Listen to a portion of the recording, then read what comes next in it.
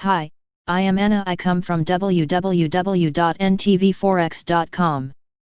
FX Consolidation. The name of the game analysis. http ntvforex.com. News ID 434FA18172023 AM. Currency markets. This week has been mostly a consolidation one, with no apparent new theme emerging and market participants mostly sticking to existing positions. NBSP. The dollar straight up against the euro is incredibly challenging to forecast within a 3-5 day frame, let alone 1 month. Still, FX traders are more than happy to ignore the highly confusing and flippant dollar analysis on offer and go about their merry way while trading the least resistance. The euro remains supported by the fall in its existential risk premium, which placated market fears about euro fragmentation. How long that lasts will very much depend on the data. And with the recent run of EU zone economic data highlighted by Friday's Eurozone employment underscoring a path to euro divergence and not in a pleasant way, is it time to float back under the umbrella of the US dollar? Still, the euro is holding up above 1.1800 despite the pickup in COVID-19 cases, raising questions about the pace of recovery from the record GDP drop in Q2. This suggests the euro has merely wrestled the title away from the US dollar as the cleanest dirty shirt in the laundry basket. As traders continue to hedge topside eurist risk around the November election date and hedge for what once was expected to be a Fed policy bazooka in September.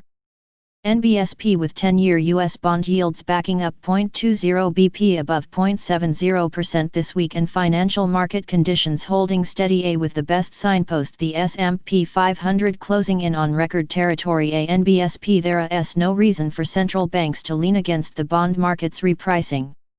If UST10Y yields back up another 0.30%, closing the valuation gaps to US equities, the dollar goes higher and gold goes lower. Initially, NBSP misses for China's July retail sales and industrial production data dampened enthusiasm Friday, despite another decent US equity session Thursday.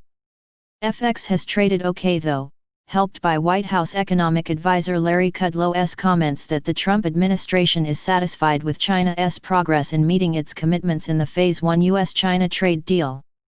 NBSP has traded lower. I've received some questions about the pickup in short USD Asia interest and whether the positioning is an issue. The move started to pick up speed last Friday when the US administration offered up a friendly olive branch to China around the trade talks, and volumes haven't been that large, so I don't think it's an issue yet, and this price action should support that. After all, we only closed out at 6.94 USD. NBSP. The trend is your friend. NBSP path of least resistance against NBSP AUD NZD rallied above 1.09 last week for the first time since October 2018, continuing its sharp trend higher since July 10. And when you combine clear-cut policy divergence between the RBA and RBNZ and that the critical technical break would predictably attract the systematic trading community and CTA, it would suggest we could see 1.10.